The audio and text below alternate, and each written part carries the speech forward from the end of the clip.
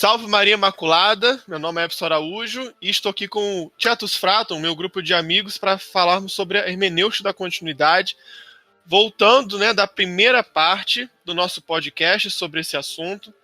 E nesta segunda parte, após termos falado, sobre o que é a hermenêutica da continuidade, após termos falado bastante sobre a questão também da reforma litúrgica, enfim, também a relação, da hermenêutica da continuidade com a tradição da igreja, agora faltam alguns pontos para a gente poder tocar aqui e fazer com que o assunto seja bem amarrado.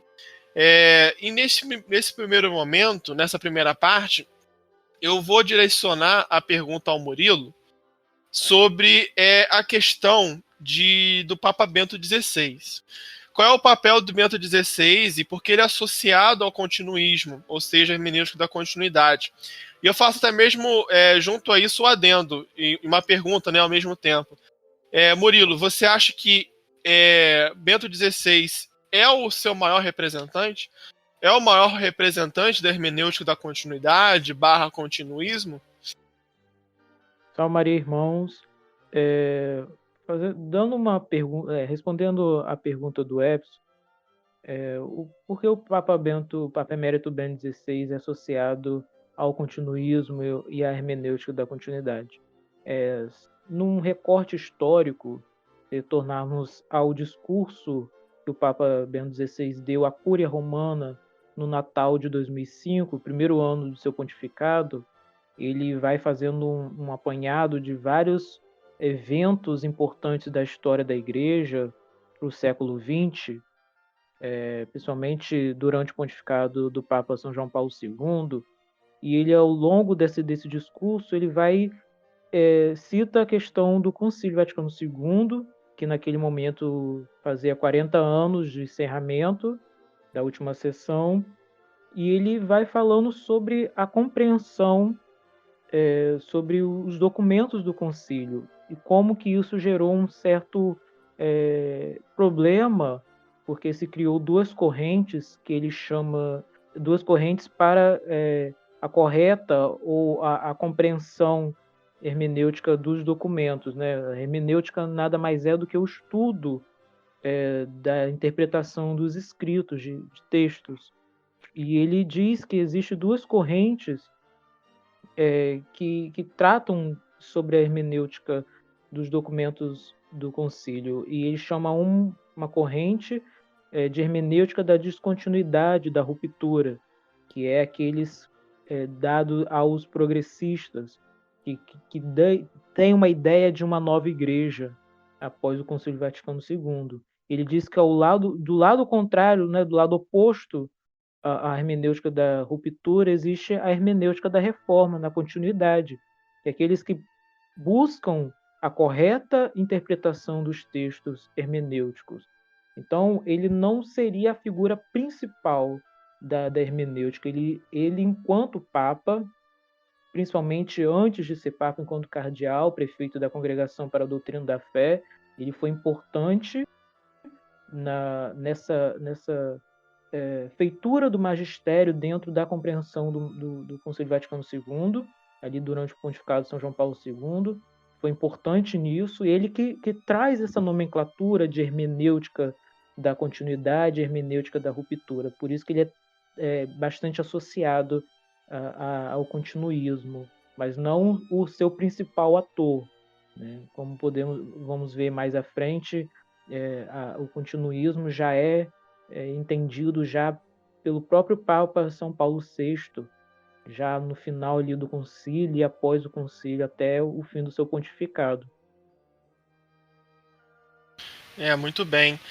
Então, podemos até mesmo, acho que na primeira parte, esboçamos até mesmo um entendimento e uma argumentação de que desde dos primórdios, da igreja, necessita de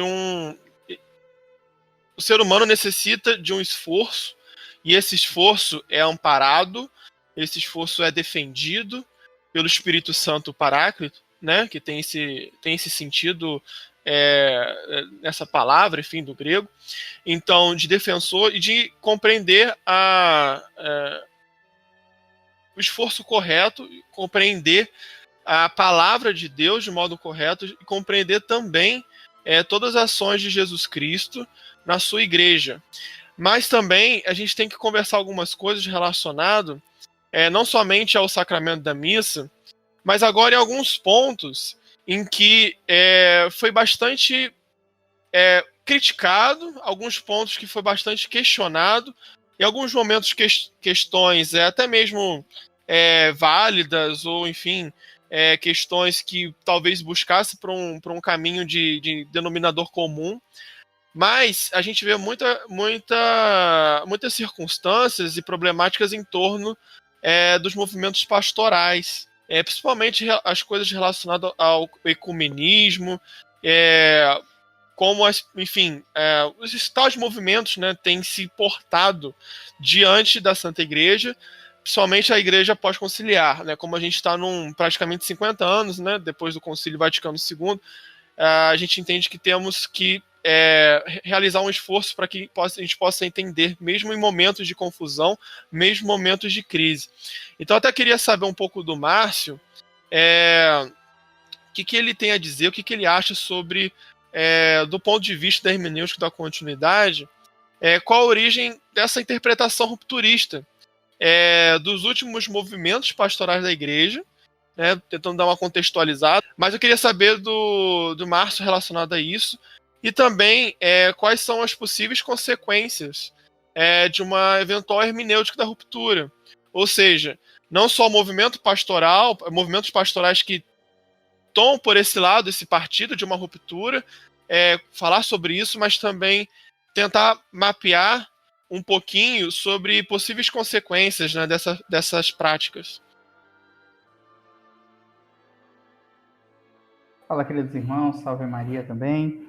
É uma alegria responder essa pergunta, Epson, e depois já queria deixar na minha pós-resposta um incentivo para o Murilo lembrar a famosa encíclica, né, em Ecclesiam Sua, do Papa São Paulo VI, que fala justamente dessa interpretação continuista e já mostra como a Igreja sempre está dentro do caminho certo, é auxiliada pelo Espírito Santo. Vale a pena comentar, pela figura do Murilo, a encíclica Ecclesiam Sua, do Papa São Paulo VI. Mas então, essa interpretação rupturista, ela nasce um pouco também da questão de um certo desespero, né? de uma certa não confiança de que a Igreja está seguindo no rumo certo pela própria questão da própria história da Igreja. Então, se a gente for analisar dentro do contexto dos concílios, conforme o passar dos séculos, a Igreja é sempre atacada, ela sempre recebe críticas, ela sempre passa por períodos de turbulências em pós-concílios, né? Então, esse período, 50 anos depois de um concílio, na Igreja, é sempre de distúrbio, é sempre de confusão, que é justamente o período que nós estamos vivendo. Nós estamos aí há pouco mais de 50 anos do fim do Concílio Vaticano II. Então, essa interpretação rupturista, ela leva demais a sério os distúrbios que acontecem, que na verdade são coisas que podem ser consertadas, podem ser interpretadas da maneira certa. E como nós vimos, os problemas não estão dentro do próprio concílio em si, como ordinário, como algo guiado por Deus, mas dentro de falsas interpretações dos documentos, né? E aí as consequências dessa hermenêutica da ruptura é o terrorismo espiritual, de fato, um terrorismo espiritual que leva ao pecado da desesperança, né? Muitas pessoas ficam assustadas quando chega no Instagram, o jovem acabou de se converter à fé católica, e nas redes sociais tem uma grande massa de ideias assim que dizem coisas como a missa nova é inválida, os sacramentos são inválidos, ou o catecismo não vale. Uma vez eu mesmo cheguei assustado conversando com o Cristo, mas como assim o catecismo amarelo? O catecismo feito por uma multidão de bispos, organizado pelo Papa João Paulo II, guiado pelo cardeal Ratzinger, como é que um catecismo desse pode ser inválido, pode conter erros? E aí chega ao pecado da desesperança, né? De não acreditar na graça de Deus, de não acreditar que a Igreja está sendo plenamente guiada pelo Espírito Santo em plena comunhão, né? Então chega a essas más influências hoje em dia. Eu também já passei por isso, dessa crítica ao catecismo amarelo, né? Como é não tão carinhosamente falado, chamado, né, por alguns colegas, né, um pouco mais radicais, assim, né, um pouco mais nessa pegada da ruptura. Christian, você ia falar alguma coisa, perdão? Mas pode falar sobre esse ponto também, né, da origem, da interpretação rupturista, dos últimos movimentos pastorais da igreja, enfim, também quais são as consequências que você vê relacionado a isso. Eu iria mais longe um pouco do Márcio, porque ele frisou as hermenêuticas, as interpretações rupturistas, no sentido tradicional lefevrista, ou também sede vacantista, enfim, no sentido da crítica ao Concílio Vaticano II. Mas há algo anterior a isso, e que de certo modo desencadeia isso, que é a tendência à ruptura de fato que existe não só na interpretação do Concílio Vaticano II, mas também em relação ao ensinamento da Igreja, a ruptura em relação à tradição da Igreja, em relação à prática litúrgica, em relação aos dogmas, à disciplina da Igreja, que tem a sua origem em teólogos. Essa interpretação rupturista tem a sua origem em teólogos modernos que bebem de influências filosóficas do século XIX, do século XX, sobretudo, e que, ao aplicar essas influências filosóficas à teologia católica, começaram já há um bom tempo um processo de desfiguração, tal como nós vemos no modernismo no final do século XIX e início do século XX, assim como nós vemos no neomodernismo dos dias de hoje. E esses teólogos que eles conseguiram se aproveitar da linguagem mais, digamos assim, mais amena da Igreja no século XX para torcer o ensinamento católico em muitos espaços dentro das próprias estruturas da Igreja. Eles conseguiram, na época do concílio e já antes, na verdade, eles conseguiram, esses teólogos, ocupar um espaço de influência decisiva, tanto na relação dos homens da Igreja com a mídia secular, mas também dentro das dioceses, diante dos bispos, eles conseguiram um espaço de autoridade intelectual e teológica, e assim eles conseguiram, na interpretação do concílio, no modo de expor o concílio diante do mundo e diante mesmo das pastorais da igreja, diante das dioceses, diante de bispos, diante de seminários, eles conseguiram impor as suas visões, as suas opiniões. Não poucos teólogos, talvez os mais conhecidos entre eles seja o Eduard Schlebeck e sobretudo o padre Karl Rahner. No Brasil também temos o Leonardo Bossi, temos o Frei Beto, mas há muitos outros que são menos conhecidos. Aqui, o Dupuy. Em teologia moral, alguns teólogos também conseguiram grande influência, aplicando conceitos fenomenológicos, não no sentido do que o cardeal Wojtyła ou Santo Edith Stein usavam, mas no sentido a colocar um espaço muito mais radical para a consciência enquanto faculdade, que meio que criaria, digamos assim, grosso modo, né, linguagem bem grosseira, criaria valores e que seria realmente determinante na ação moral, que levaram uma teologia moral de caráter mais relativista, mais subjetivista, e em muitas outras questões, em liturgia, na compreensão da história dos dogmas, esses teólogos modernos e modernistas, liberais,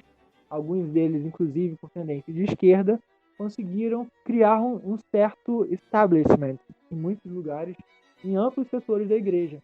E com isso eles deram a não poucos a falsa impressão de que o ensinamento da igreja tinha realmente mudado. Então essa sensibilidade, essa impressão forte de uma ruptura conseguiu se popularizar, inclusive entre não poucos daqueles que tinham uma sensibilidade, tinham um zelo maior pelas tradições litúrgicas, doutrinárias e disciplinares da igreja. Com isso que a interpretação rupturista conseguiu esses dois braços, essas duas cabeças, digamos assim, esse braço, esse lado modernista, progressista, liberal, esquerdista, entre aspas, né? Podemos colocar desse jeito, no sentido de esquerda teológica, mas também que muitas vezes também de esquerda política, muitas vezes influenciado por uma militância política, por uma teologia política, ou desembocando nessa, e por outro lado, uma tendência mais tradicionalista,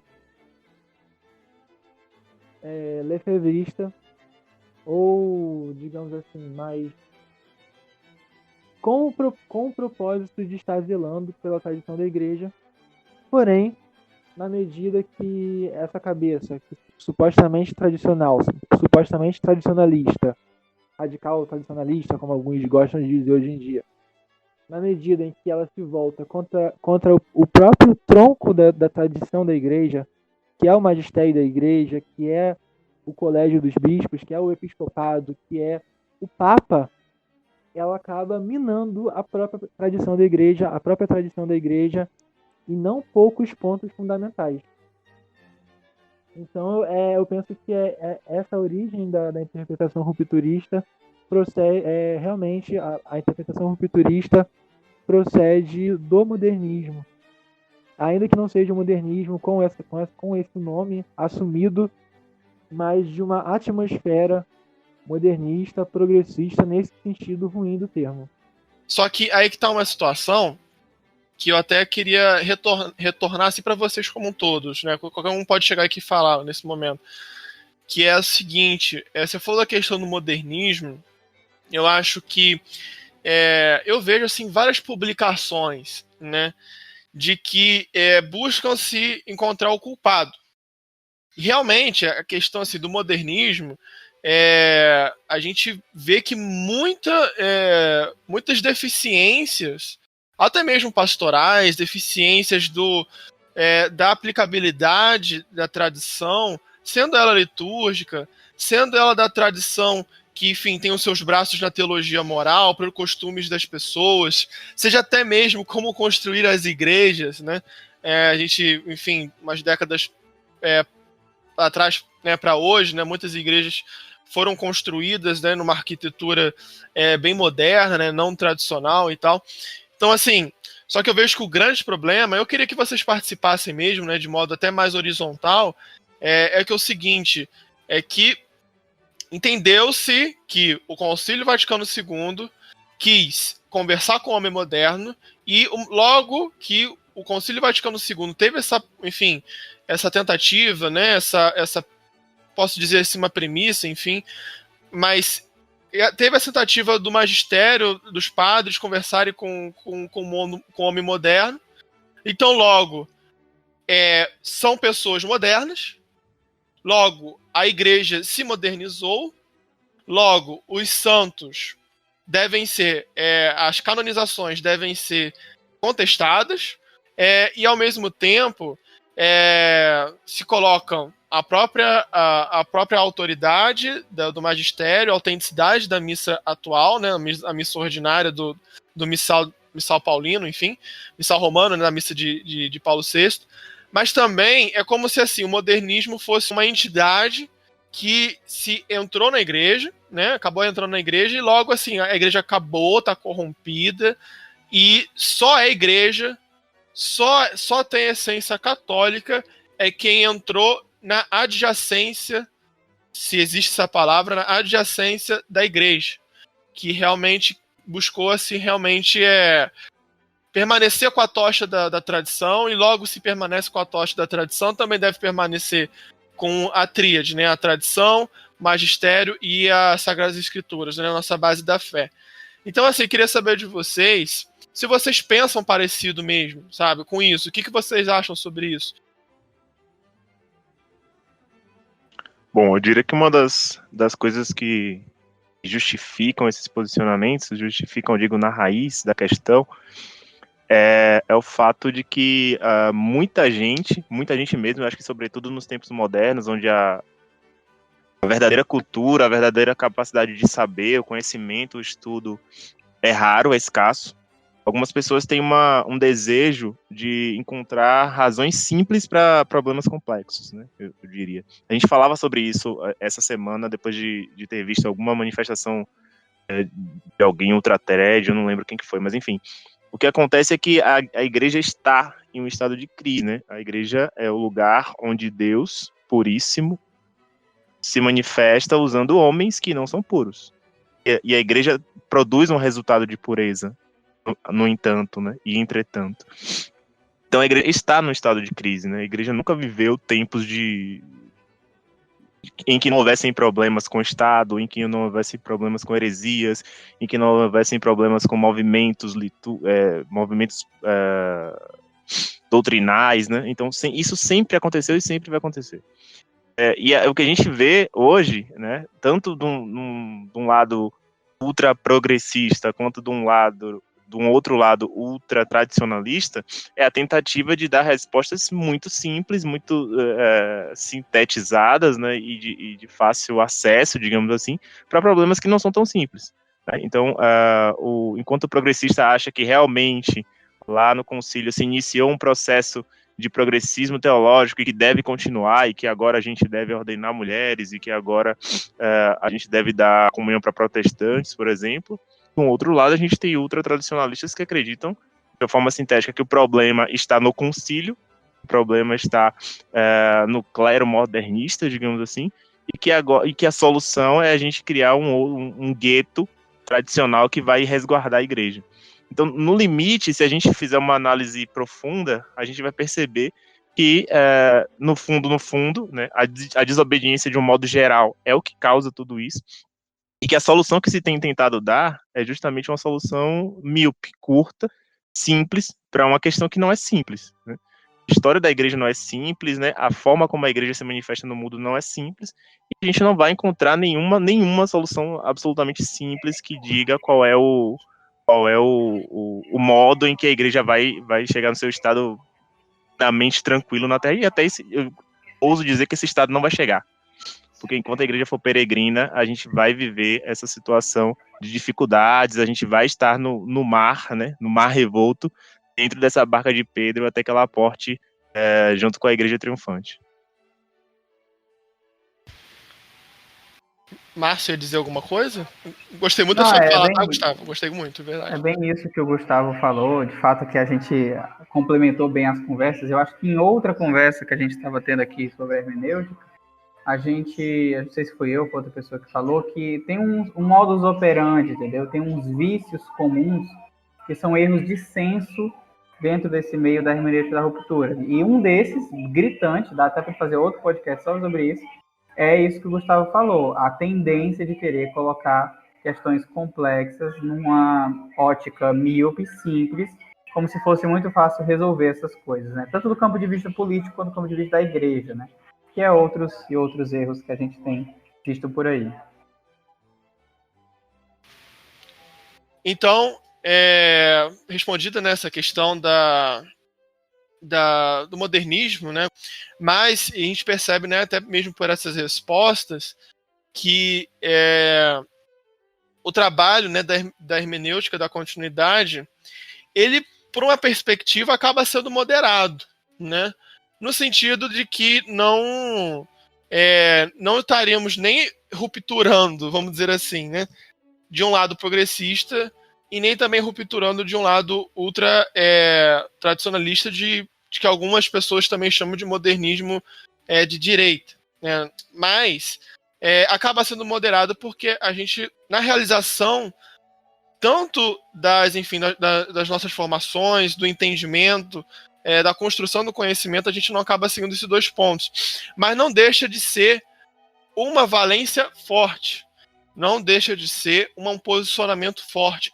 Ainda mais que, vamos colocar assim, que nós estamos dentro de uma espécie de um centro, né, de 2 polos, e que verdadeiramente são muito fortes por si só. Tanto o progressismo, pela sua organização, que vem se organizando muito bem ao longo dessas últimas décadas, quanto também alguns grupos, movimentos pastorais, que acabam assegurando a tradição, né, da igreja, no aspecto, aí que está a grande crítica, no aspecto majoritariamente até mesmo estético. Muitos grupos a gente vê uma conservação estética, né, da tradição católica, mas a gente vê, às vezes, o andamento espiritual dos movimentos pastorais acabam sempre brigando entre si, acaba sempre não se entendendo com a igreja, não se entendendo com Roma, não se entendendo com o papado, não se entendendo com a continuidade. Então, ser continuista, no caso, e sustentar a hermenêutica da continuidade, por mais que a gente possa falar que é moderado, não é moderado no sentido em cima do muro. Pois bem, e agora, para fechar o programa, né, indo para o ponto final, eu queria ver o convite que o Márcio fez ao Murilo de falar sobre a Ecclesiam Suam, e o que o Murilo tem a falar sobre isso, esse documento, e também, e no final, meio que cada um dizer qual é a maior dificuldade para a difusão da hermenêutica da continuidade. Mas, Murilo, o que você tem as suas contribuições sobre a Ecclesiam Suam? Pois bem, como bem observado pelo Márcio, eu vou falar não exatamente sobre todo o documento, a encíclica do Papa São Paulo VI, Ecclesiam Sua, lançada no ano de 64, ainda durante os trâmites, as sessões conciliares, e que ele traça nesses documentos, eu entendo como o ponto de partida da hermenêutica da continuidade, apesar de que os documentos não estavam todos deliberados, mas o Papa Bento XVI, iluminado pelo Espírito Santo, ele já traça ali qual era o desejo dele enquanto pastor da Igreja Universal, enquanto bispo da Igreja de Roma, né, de como os documentos deveriam influenciar a vida dos bispos e dos fiéis. Ele diz que os documentos, o concílio deveria imprimir um caráter de autenticidade sobrenatural, imprimir um caráter de maneira positiva e energético no proceder de cada um, de cada bispo, de cada fiel. Ou seja, levar os fracos a serem bons, os bons a serem melhores, os melhores a serem generosos e os generosos a fazerem-se santos. Abre a santidade novos caminhos, incita o amor e torna-se fecundo e provoca novas arrancadas de virtude e de heroísmo cristão. Esse era o desejo do coração do Papa São Paulo VI, aos documentos ainda que estavam sendo finalizados, o concílio, e sobre o desejo da continuidade ali dos documentos na aplicação da vida cristã. Ele mesmo diz nesse documento que o Concílio Vaticano II não passava de uma continuação do Concílio Vaticano I, né, no tocante à doutrina sobre a Igreja.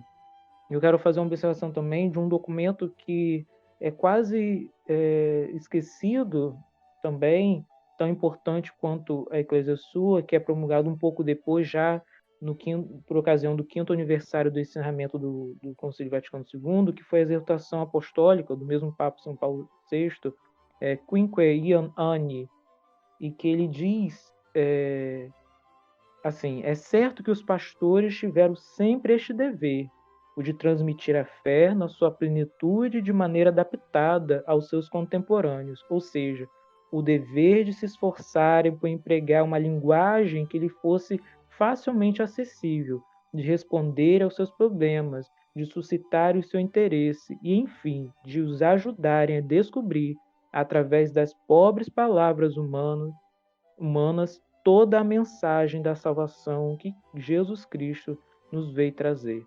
Ele já com o fim do concílio, 5 anos após o concílio, ele já trata sobre, já de modo efetivo, já os documentos já promulgados, sobre a correta interpretação, à luz da tradição. É interessante, eu no primeiro bloco falei que ia fazer muita menção à carta pastoral do Dom Antônio de Castro Maia, então bispo de Campos, em 1971, que ele trata do adornamento e tradição, e ele cita esses dois documentos, tanto o Ecclesia Sua quanto o Kikoeane, e ele diz que o documento de Paulo VI, isso é o Dom Antônio dizendo, em 71, insiste sobre este ponto. As atuais circunstâncias, assim, o Papa exige de nós maior esforço para que a palavra de Deus chegue aos nossos contemporâneos na sua plenitude e para que as obras realizadas por Deus lhes sejam apresentadas sem adulteração e com intensidade e amor à verdade. Ele vai falando que o Papa São Paulo VI sintetiza as normas do magistério eclesiástico na palavra de São Paulo, né, de que ainda que alguém ou de um de nós, anjo abaixo do céu, anunciasse um evangelho diferente, que não era para considerar, era para declarar anátema, era para preservar aquilo que a igreja sempre ensinou. E ele diz que a igreja nunca será permitido falar de modo diverso do de Cristo, da santidade, da virgindade, da pobreza e a obediência. É um pouco curioso, né? Pode falar, mas São João, o Dom Antônio de Castro Maia, né? Depois adotou posições, mas isso é um ponto que não vem ao caso no programa atual, mas de como até os bispos tradicionais, no pós-concílio, conseguiram entender o que o Papa Paulo VI explicava, ensinava através de suas encíclicas, exortações, catequese, alocuções, sobre a reta compreensão do concílio.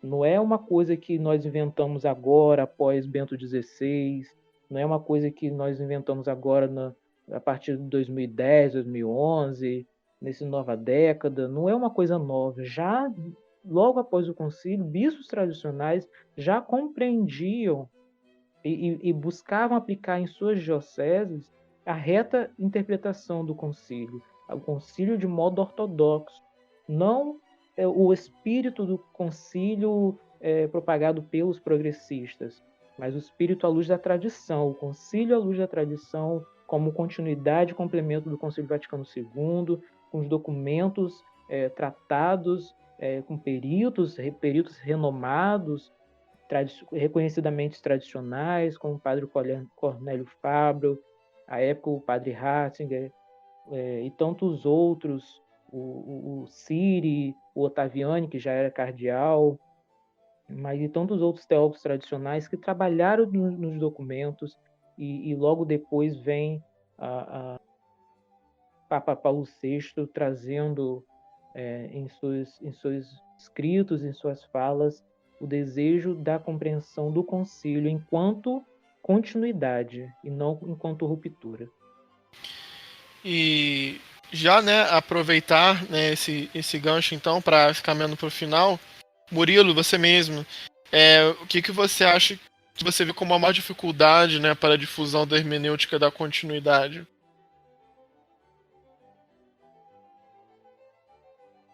Olha, eu acho, em poucas palavras, falta de conhecimento, falta de leitura dos documentos da igreja, falta de dedicação ao que foi escrito pelos teólogos que já eram considerados tradicionais à época.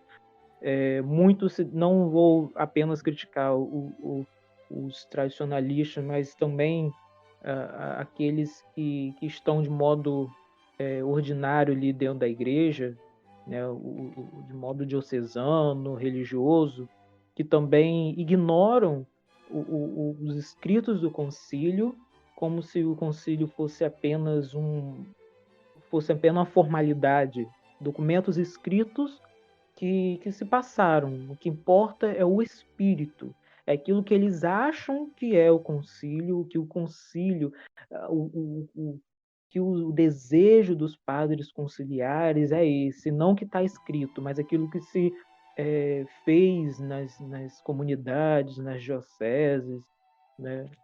Esse é o grande problema, é a falta de honestidade em conhecer o concílio, o que os teólogos tradicionais já diziam antes, durante e depois do concílio. Eu posso citar aqui o Catertini, o padre Catertini, o Monsenhor Fenton, o padre Antônio Roio Marim, Cornélio Fabro, Miguel Nicolau, Júlio Menville, o Taviani, o Sírio, Salaverri e tantos outros padres e bispos tradicionais, reconhecidamente tradicionais à época do concílio, que nunca escreveram uma vírgula contra o concílio de forma desonesta, de crítica áspera, mas que buscaram mostrar o concílio à luz da tradição, principalmente o padre Antônio Rui Marim, que na sua obra Fé da Igreja faz diversas menções aos documentos da Igreja, né? Ninguém pode duvidar da grandiosidade do padre Rui Marim, grande mestre de espiritualidade. Se tivéssemos um concílio danoso, nós não teríamos o padre Rui Marim, que Deus deu uma inteligência assim, absurda, uma compreensão de vida mística, não teríamos ele tratando de ensinar a espiritualidade baseado nos escritos do concílio. Então, falta leitura, falta honestidade, falta empenho, falta realmente o conhecimento do concílio e dos documentos pós-concílio. Pois é, galera, estamos chegando ao final, né, do nosso programa. Eu agradeço essas últimas considerações do Murilo. Agradeço tanto as considerações ao longo do programa, tanto do Márcio, quanto do Gustavo, quanto do Christian. Então, só quero um pequeno tchauzinho de vocês, né, para que a gente possa finalizar o programa e ficar o convite para o próximo. Agradeço os amigos por permitir a participação aqui do Apostolado Apologistas da Fé Católica, na defesa da tradição, a quem represento aqui, e espero que tenha sido proveitoso para todos e que tenhamos aí próximas conversas interessantes como foi essa. Um abraço. Então, eu queria só agradecer mais uma vez a oportunidade que foi dada de estar aqui nesse podcast. Desejo que hajam muitos outros e é isso aí. Viva Dom Antônio, viva a todos aqueles que buscaram a verdade que nós estamos tentando propagar aqui neste nosso programa.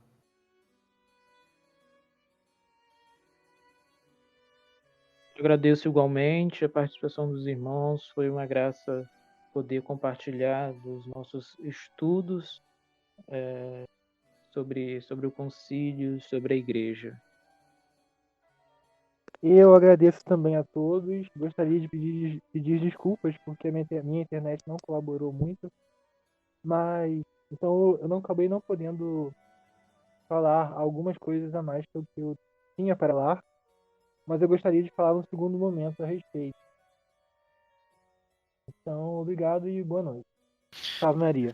Então, amigos, encerrarei o programa aqui nesse momento e que a gente possa se encontrar em breve. Então, salve Maria e, né, que Deus possa nos abençoar. Amém. Amém. Amém.